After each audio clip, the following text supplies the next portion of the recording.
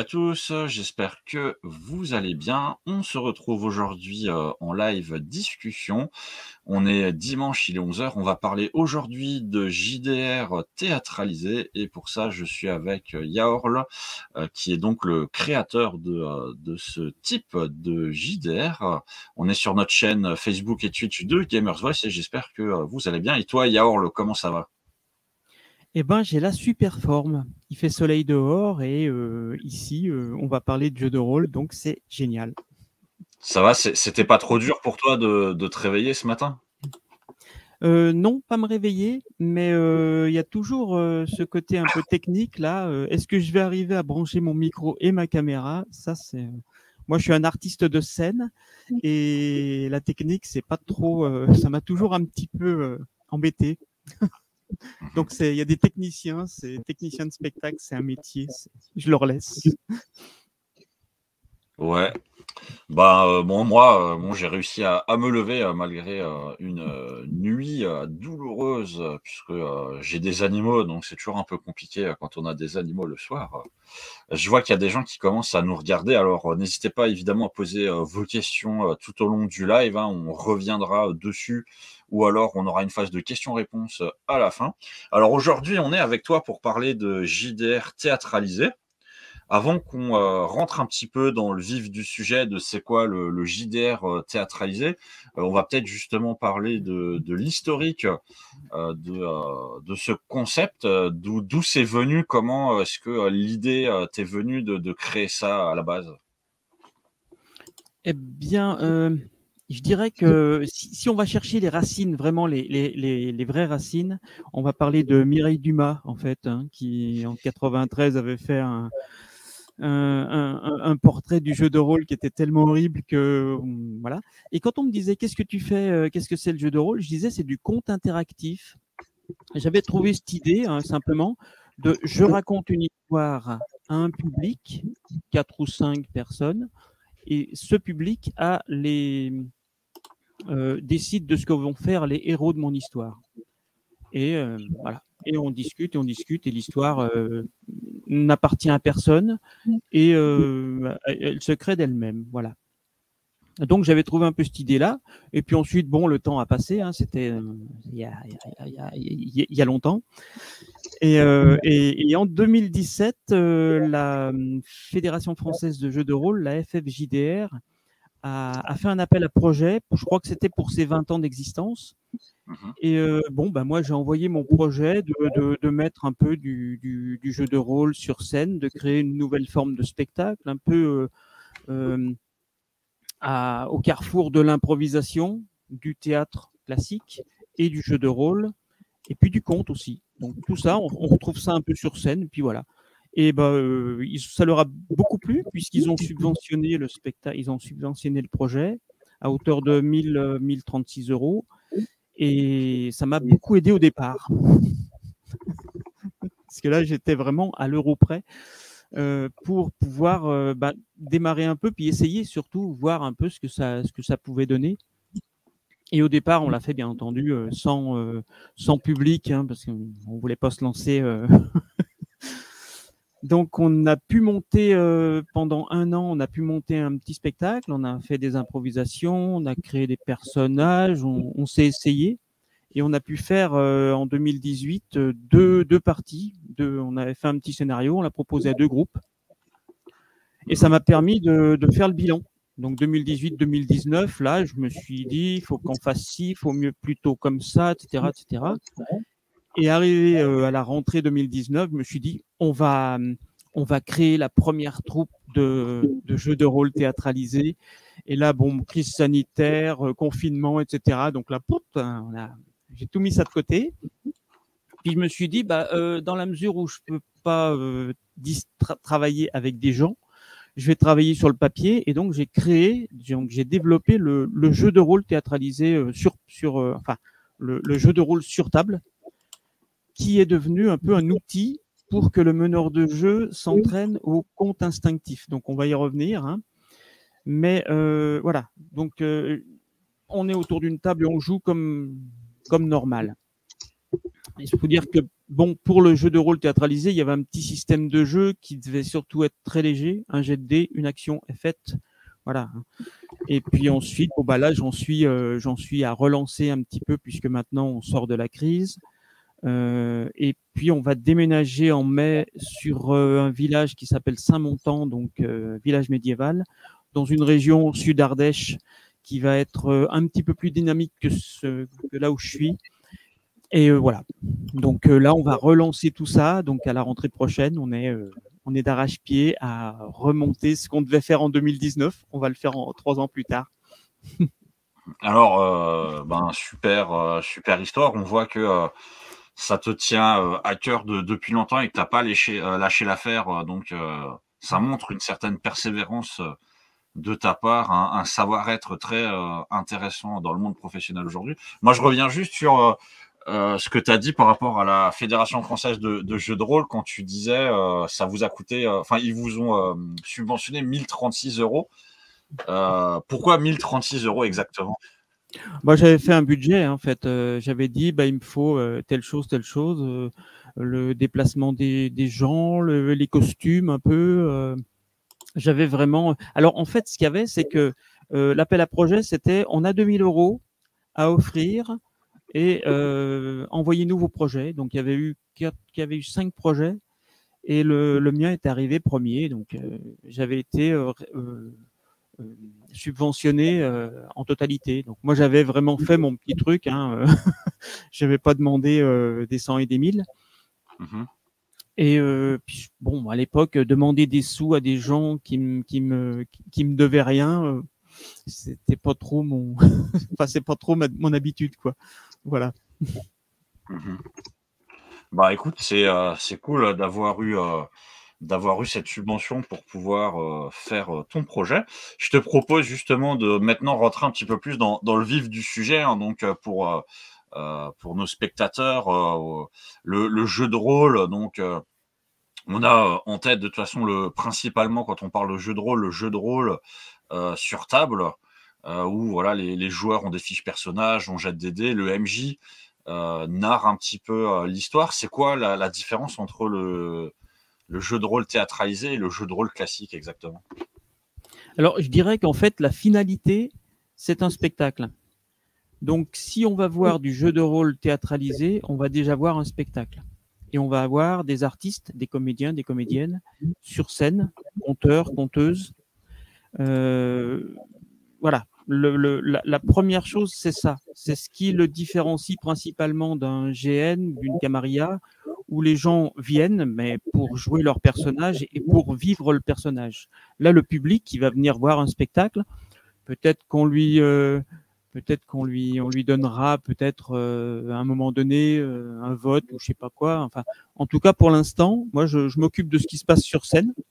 Et puis le public, on peut très bien se retrouver sur une place de village, donc on va désigner le public comme le public, les gens du village. Vous voyez, vous me dites ça devant tous ces gens-là, quand même. Voilà, quoi. On peut le prendre un petit peu à témoin, mais dans un premier temps, on va rajouter ça par la suite. Là, c'est déjà bien corsé comme affaire déjà. Et donc par rapport au jeu de rôle classique, en fait, il y a aussi cette notion de public qui est présent et qui vous regarde, c'est ça? Alors, dans le jeu de rôle classique, on joue autour d'une table, on est entre nous, voilà, on joue pour nous et voilà. C'est dans l'actual play, on a cette dimension déjà publique. Enfin, tout dépend. Il y a des actual play qui sont, on joue entre nous et puis il y a des moments c'est pas vraiment regardable, c'est pas très. Et puis il y en a qui sont très, comme par exemple, je sais pas moi, Roll and Play ou La Bonne Auberge, pour prendre des artistes professionnels qui sont sur écran, où là on est là pour mettre en perspective des choses, quoi. Mais ça reste quand même du Donjons et Dragons, par exemple, où on va acheter XD pour tuer la créature, où on va donc ça s'adresse à des rôlistes, des gens qui vont se déplacer dans une scène de spectacle pour pendant une demi-heure voir des gens jouer, jeter les dés. C'est pas très c'est pas très intéressant, quoi. Surtout que le spectacle, moi, je le cadre sur 2h30 maximum. Voilà, parce qu'au bout d'un certain temps, on danse un peu sur son fauteuil. Donc 2h30, c'est vraiment un maximum pour un spectacle. Donc il faut qu'il y ait un début, une fin, le développement de l'histoire, et puis ensuite, voilà. Hein. Donc on ne peut pas s'amuser à on va dire, avoir une lourdeur quelque part, parce que derrière, il faut repartir. Je sais que sur les 2 spectacles qu'on a fait, enfin les deux jeux de rôle théâtralisés sans public, on a fait une session à 5 heures et une session à 4 heures. Et on s'est dit, bon, il va falloir dynamiser toutes les scènes, il va falloir, voilà. Hein, donc, il faut cadrer bien les choses. Mais c'est vrai que 2h30, faut s'y tenir. Ce qui aide surtout, c'est que si on est sur scène avec un public, tout de suite, on se tient. Voilà. On sait qu'on n'est pas là pour faire la petite blague toutes les 3-4 minutes. Là, on va rester focus. Et donc là, on gagne beaucoup, beaucoup de temps. On divise par 2 la partie, en fait. Ok. Alors justement, quand on parle de jeux de rôle, on parle forcément de personnages et de création de personnages. Voilà, donc on connaît forcément D&D, Warhammer, etc., où on a des créations de personnages à faire. Comment ça se passe exactement dans le JDR théâtralisé, la création de personnages? Est-ce que c'est quelque chose qu'on retrouve dans les JDR classiques ou c'est un peu plus particulier? Alors, en fait, la création de personnages, bon, il y a 2 choses. Il y a une partie statistique, mais celle-ci, elle est beaucoup plus pour le JDR sur table. Et il y a une partie psychosociologique. La création qui nous intéresse là, c'est donc en gros le background, ce qu'on appelle l'historique, d'où il vient, qu'est-ce qu'il a fait avant, etc. Et qu'est-ce qui va nous permettre à nous, comédiens et comédiennes, de pouvoir interpréter ce personnage, de lui donner de l'épaisseur, de pouvoir le vivre de l'intérieur, en fait.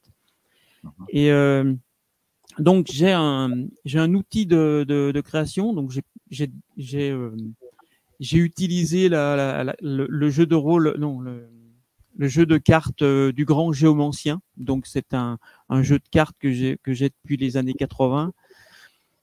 C'est un jeu divinatoire où c'est une méthode divinatoire qui date de 3000 avant Jésus-Christ. Donc le système il est rodé.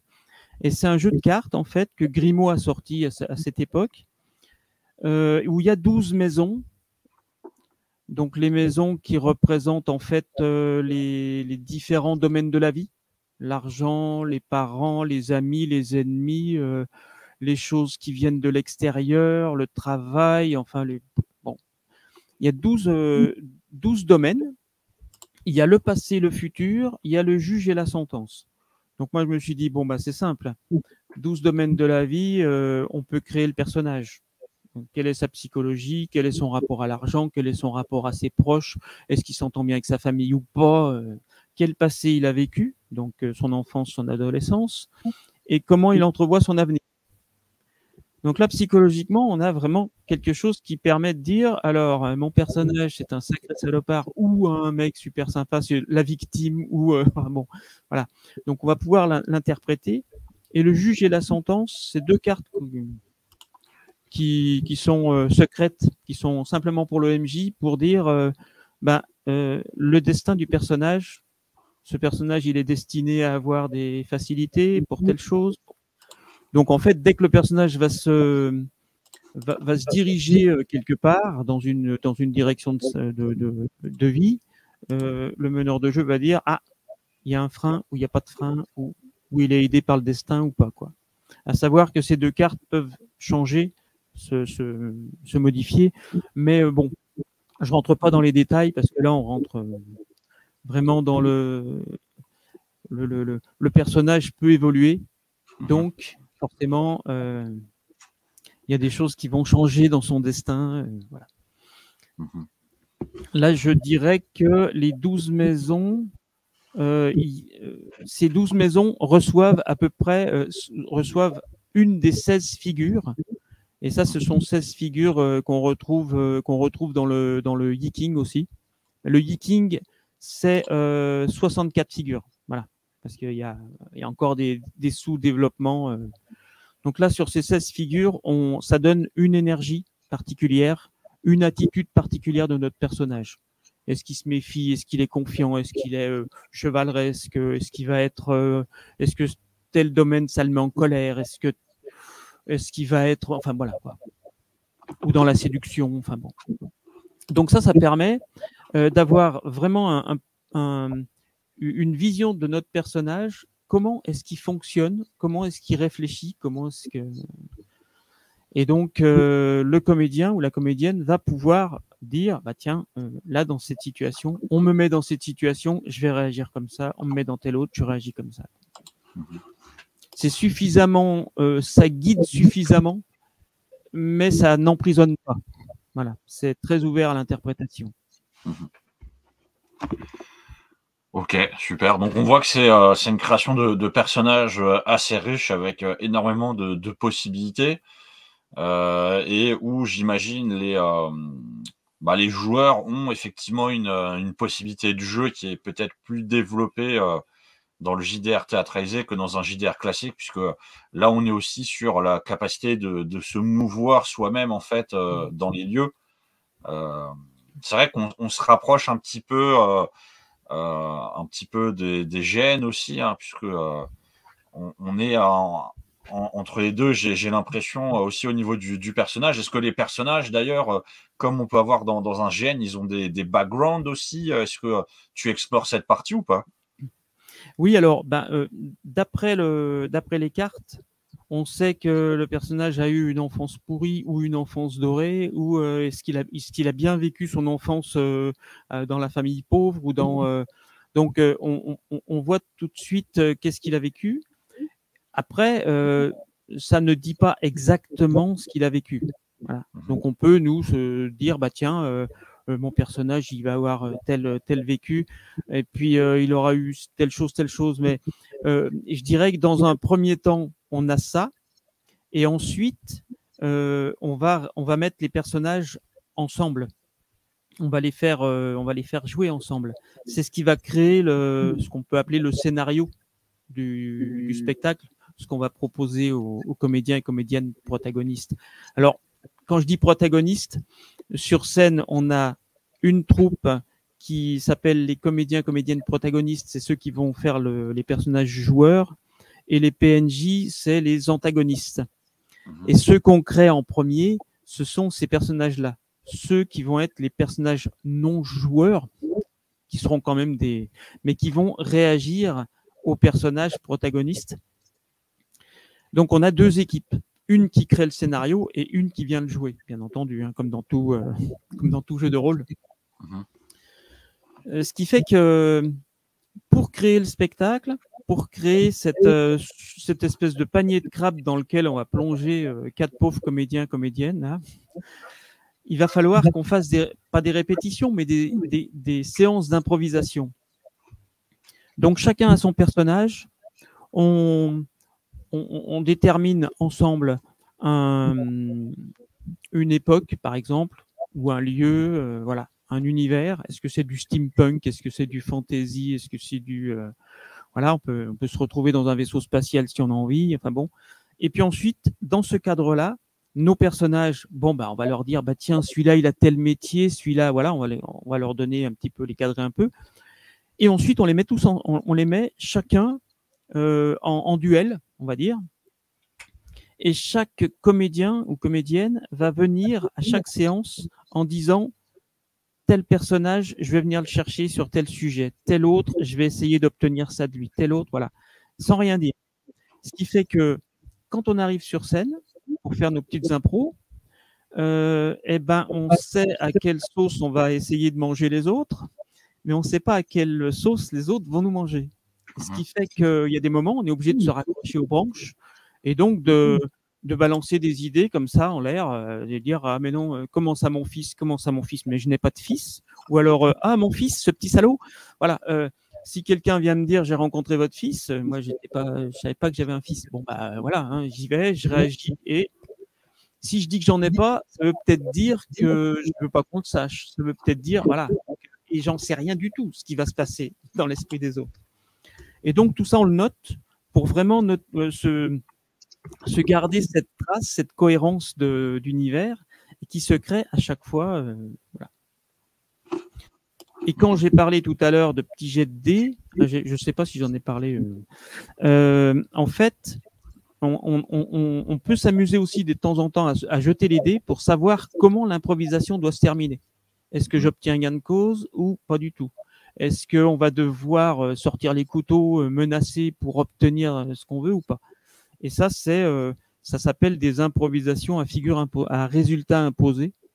Ce qui fait que même si nos personnages vont s'opposer, les comédiens et comédiennes, eux, sont ensemble pour obtenir le résultat que les dés ont décidé. Voilà. Ok, donc, super. On a une création de personnages assez riche avec un jeu. Alors, on en a déjà un petit peu parlé, mais ça se passe comment exactement l'organisation des sessions de jeu, puisque tu disais qu'il y avait un public. Là, tu parles aussi que les gens peuvent venir chercher un personnage en particulier. Donc, une session de jeu, c'est quoi le déroulé d'une session de jeu concrètement? Alors, au préalable, donc on a une troupe qui crée un scénario. Donc, on va avoir un meneur de jeu qui va. Alors, est-ce qu'il va jouer un personnage ou pas, ou est-ce qu'il va être dévolu simplement au compte? Pourquoi pas? C'est le meneur de jeu, c'est le ou la MJ, c'est conteur-conteuse, à la fois maître de cérémonie, à la fois metteuse en scène, tout ça. Bon, donc c'est celui qui organise un petit peu comment ça se passe sur scène.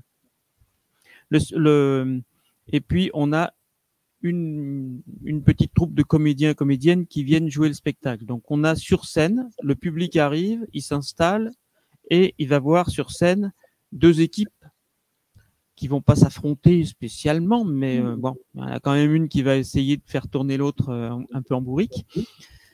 Et donc, schématiquement, sur la scène, on aura, je vous passe le côté court et le côté jardin. Hein. Donc, sur la droite de la scène, on aura une petite table avec les protagonistes, qui seront eux d'un côté. De l'autre côté de la scène, sur la gauche, on aura le meneur de jeu ou la MJ.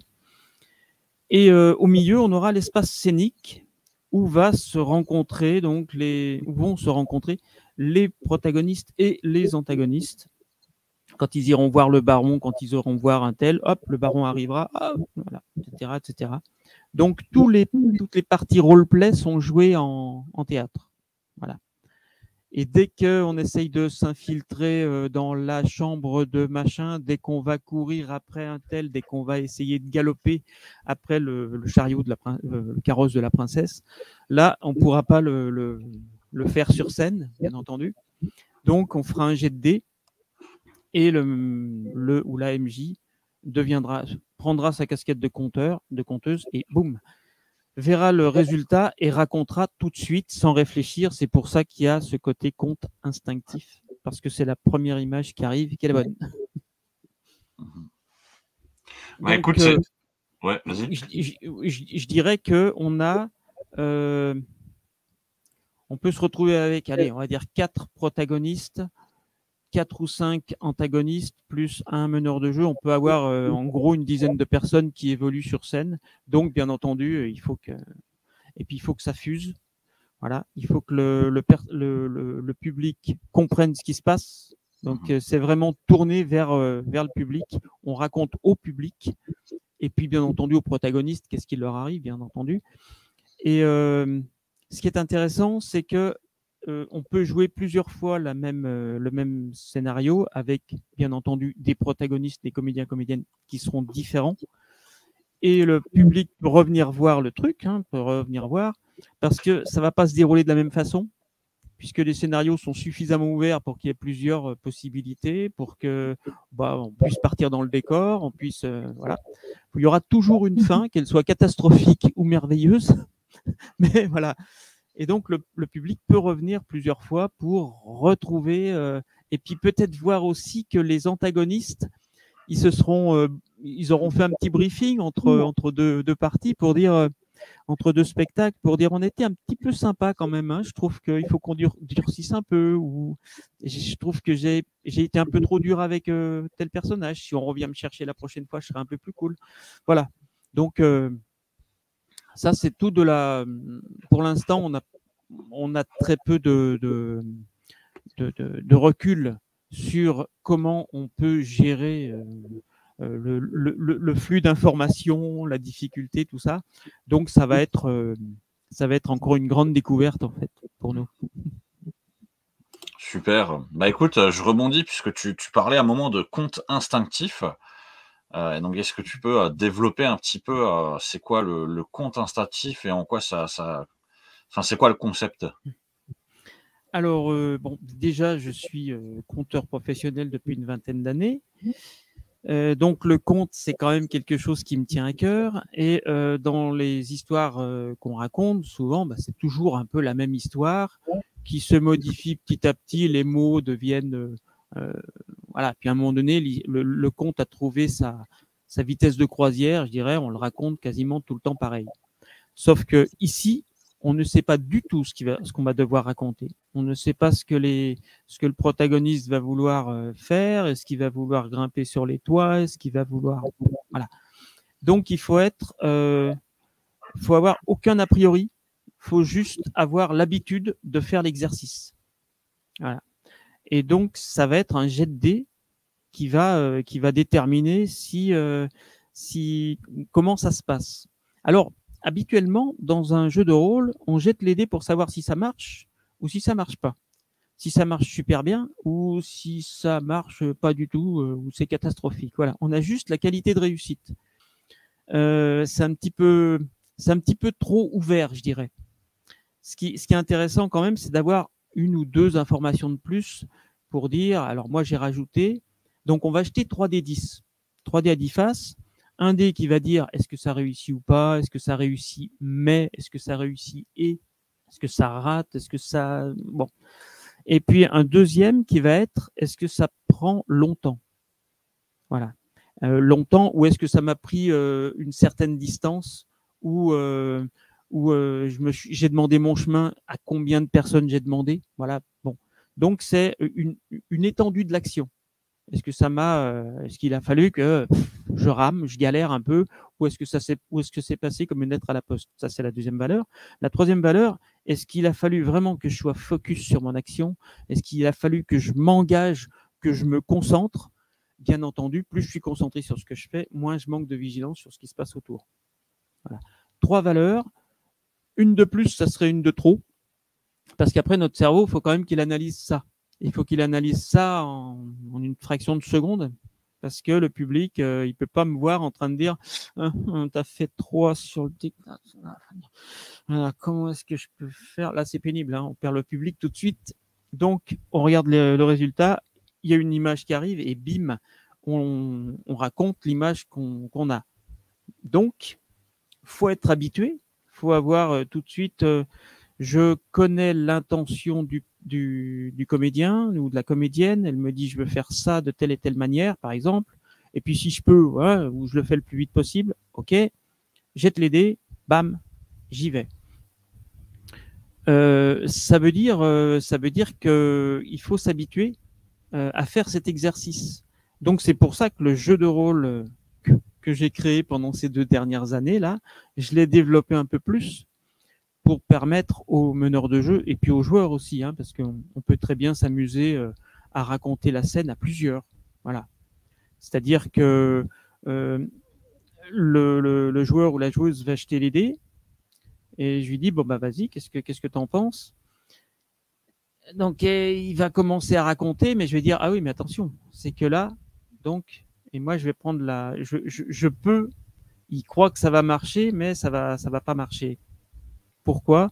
Parce que en fait, en fonction de la difficulté de l'action et de la compétence du personnage, on va pouvoir inverser 1 ou 2 résultats de dés. On va pouvoir répartir les dés de manière à ce que j'ai un dé là.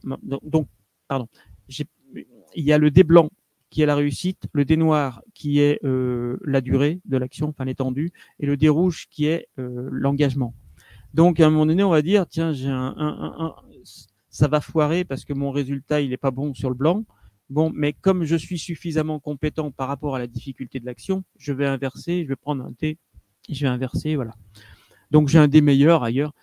Donc là-dessus, je peux inverser. Mais si la difficulté de l'action est telle que c'est le meneur de jeu qui va inverser les dés, c'est pas toujours évident de savoir si une action est difficile ou pas. Donc une personne non compétente, elle arrive, elle dit bon, bah, pas de problème, il n'y a plus qu'à. Donc elle va faire son truc là. Et puis elle va s'apercevoir qu'en fait elle patauge un peu et à un moment donné elle dit ah mais c'est plus difficile que je le croyais. Donc ce qui peut se traduire par le joueur ou la joueuse commence à raconter voilà je fais comme ci comme ça, mais le meneur de jeu dans sa tête lui il a inversé les deux résultats, il a dit oui mais attention c'est que à un moment donné tu te retrouves dans telle et telle situation et là tu peux plus. Voilà donc c'est des possibilités qu'on peut faire, qu'on ne peut pas faire à l'heure actuelle en jeu de rôle classique. C'est là, on jette le dé, on sait que ça marche ou ça ne marche pas. Et puis aussi, il y avait autre chose, je ne sais plus. Non, bah non, ça me reviendra. Je crois que tu as sans doute tout dit quand même sur le compte instinctif. Alors, on a dépassé les 30 minutes, on arrive sur 32 minutes de live. Je ne sais pas si tu as vu le temps passer. Ça passe vite, hein. Ouais, ça passe toujours vite quand on parle de ce qu'on aime. Alors, je te propose qu'on passe aux questions-réponses. Alors, pour ceux qui nous regardent, hein, si jamais vous avez des questions à poser pour essayer de développer quelque chose que vous n'avez pas compris ou poser une question un peu plus spécifique, n'hésitez pas. Moi, je te poserai une question, puisque donc c'est quelque chose que tu as développé toi-même dans ta région, j'imagine. Est-ce que maintenant, des gens qui aimeraient se mettre au jeu de rôle théâtralisé, voilà, comment ça se passe si on a envie on est à Strasbourg, on est à Paris, on est à Lille, on a envie de jouer, comment ça se passe?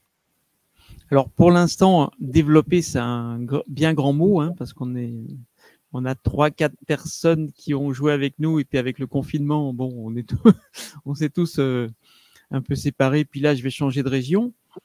Mais alors, ce que je vais faire, donc là, je vais gérer mon déménagement, donc ça va se passer en mai. Après coup, on relancera un petit peu, donc ça va être pour la rentrée prochaine. Mais j'avais lancé l'idée de pouvoir s'amuser à faire des improvisations comme ça en distanciel, déjà pour s'amuser, quoi. Mais c'est vrai qu'à l'heure actuelle, j'en suis à essayer de créer la toute première troupe de jeux de rôle. Donc ça va se faire un petit peu dans mon coin déjà au départ. Donc on va avoir un développement géographique Sud-Ardèche, région PACA, peut-être par là, quoi. Et en fait, je vais essayer d'avoir une troupe, alors soit suffisamment nombreuse pour pouvoir faire 2 groupes, un protagoniste, un antagoniste, voilà, et pour pouvoir faire jouer l'un et l'autre, donc créer 2 spectacles en parallèle, et puis essayer de montrer un peu ce qui se passe, et puis surtout le filmer, et puis essayer de le mettre sur Internet, pour que les gens puissent voir un peu comment ça se concrétise. Et puis ensuite, bon, j'essaierai de sillonner peut-être un peu la France pour aller faire des stages par-ci, par-là. Pour l'instant, c'est vrai que ça va ou passer par le distanciel pour qu'on s'amuse un peu à se créer des personnages. J'ai déjà commencé à créer des personnages avec Discord, donc pour que les gens un peu s'aperçoivent de ce qu'on peut parler, de ce que c'est que la création psychosociologique. Ça fait un peu peur comme mot peut-être. Et puis ensuite, ce qu'il faut, voilà, c'est pour l'instant, j'en suis à essayer de familiariser un peu les gens. Et puis voilà. Pour l'instant, c'en est encore dans les starting blocks, puisque bon, on a une crise sanitaire qui nous a un peu plombé les baskets. Donc voilà, ce que je peux dire pour l'instant, c'est et puis alors, ce qui est intéressant pour l'avenir, ce qui sera intéressant, c'est qu'on pourra, par exemple, dans un département, avoir une troupe qui crée des scénarios, et plein de petits groupes de comédiens et de comédiennes, rôlistes, qui pourront venir en disant bah voilà, moi je veux bien faire, on vient jouer le scénario, voilà. Et ça permettra alors soit c'est bon, après il y aura des lieux, il y aura des choses comme ça quoi, hein, des salles de spectacle qui sont, il y a rien de différent en fait, hein. Ok, super. Donc, il faut attendre que tu viennes nous voir directement pour pouvoir se mettre au jeu de rôle théâtralisé. Je dirais que si on arrive, moi l'objectif, le premier objectif, ça va être qu'on ait des comédiens. C'est plus facile d'avoir des comédiens à qui on fait faire des jeux de rôle, comédiens, comédiennes, plutôt que d'avoir des rôlistes à qui on fait faire de la scène. C'est moins évident. Je préfère donc, je vais essayer d'intéresser, de faire connaître le jeu de rôle à des comédiens, comédiennes, de manière à ce qu'on ait une troupe qui puisse être présentable sur scène. C'est ça la première chose qu'on va faire. Et puis ensuite, essayer d'avoir quelqu'un qui puisse filmer, streamer, monter, faire un actual play, par exemple, hein, mais simplement, au lieu de voir des gens autour d'une table jouer, on verra beaucoup de spectacles, beaucoup de contes, de choses comme ça, des gens sur scène. Voilà, ça c'est la première chose. Ensuite, je pense qu'il y a des gens qui vont dire ah mais c'est sympa ça. Donc moi je vais faire un financement participatif pour vendre peut-être un petit bouquin expliquant les règles, les choses à faire, etc. Bon voilà quoi, ou un PDF. Bon, de manière à ce que les gens aient un peu une notice d'utilisation. Et puis ensuite, je pense que les gens, quand ils auront vu ce que ça donne et qu'ils auront un peu la notice d'utilisation, qu'ils auront profité un peu de nos erreurs, eh ben ils pourront se monter tout seuls, hein. Moi, je proposerai des stages, je proposerai des choses comme ça, mais je pense qu'il y en a qui seront très très capables de se débrouiller tout seuls. Voilà. Ok. Et certainement qui feront des choses, qui trouveront des manières de faire différentes. Et dans les années à venir, je pense qu'il y aura des choses merveilleuses. Il y aura aussi des horreurs qui seront créées. Une fois qu'on crée quelque chose, enfin surtout une forme de spectacle, on lâche et puis voilà, ça ne nous appartient plus et tout le monde va reprendre ça à sa manière. Je serai certainement horrifié par certaines pratiques, je serai certainement émerveillé par d'autres, mais ça, bon. Ok, bah écoute, on arrive un petit peu à la fin de notre live, puisqu'on va atteindre les 40 minutes. Bah moi, je te remercie d'avoir participé avec nous, de nous avoir un petit peu présenté c'était quoi le JDR théâtralisé. Et avant de nous quitter, est-ce que tu as un petit mot de la fin pour les spectateurs? Alors, quand je parle de jeu de rôle théâtralisé, les gens qui ne connaissent pas le jeu de rôle, ça leur fait peur. Donc, je parle de théâtre semi-improvisé, puisque il y a un cadre, et dans ce cadre-là, un cadre cohérent, et dans ce cadre-là, on évolue. Voilà. Donc ça, c'est un peu le petit terme qui... Et puis, deuxièmement, donc, je développe ça sur un serveur Discord pour l'instant. Donc, on mettra peut-être l'adresse pour les gens qui veulent en savoir plus, qui veulent un peu approfondir le système de jeu, des choses comme ça. Il y a des exemples qui sont très, très criants de vérité. Et puis, j'aimerais dire un petit mot sur ça là. Ça là. La dernière apocalypse. Voilà. C'est un copain qui a créé son jeu de rôle et qui est en financement participatif sur Game On Tabletop. Donc voilà, je lui fais un petit peu de pub parce que j'ai vraiment très envie. Son jeu est très très bien et on y joue. Moi, ça me permet de passer un petit peu en joueur plutôt que tout le temps en meneur de jeu. Et voilà, donc je voulais lui faire un petit clin d'œil. Allez voir écoute, ça, c'est très joli. Si jamais, n'hésite pas à lui dire de nous contacter nous alors pour qu'il passe lui-même le dimanche à 11h présenter son jeu de rôle et tu pourras être à ce moment-là spectateur et lui poser des questions pour essayer de voir s'il connaît bien son jeu de rôle. Voilà, bon, moi en tout cas, je te remercie. On mettra le lien dans notre replay YouTube. Et moi, je remercie les personnes qui nous ont regardés aujourd'hui. La semaine prochaine, on aura une autre session à 11 heures et on parlera de jeux de rôle dans les autres pays. Et d'ailleurs, le 20 aussi, on aura une autre session et là, on parlera plus approfondément du jeu de rôle Le Donjon de Noël Buck. Donc pour ceux qui ne connaissent pas et ceux qui connaissent peut-être, voilà, qu'est-ce que vous pouvez retrouver par rapport aux audios dans le jeu de rôle qui a été développé. Voilà, donc il va être midi, donc je souhaite bon repas à tout le monde, bonne journée, et moi je te remercie encore une fois, et Merci à donc on toi se surtout. retrouve la semaine prochaine, et si jamais la dernière Apocalypse a envie aussi de participer, écoute, c'est ouvert, donc il faut pas hésiter, Ça marche. et voilà.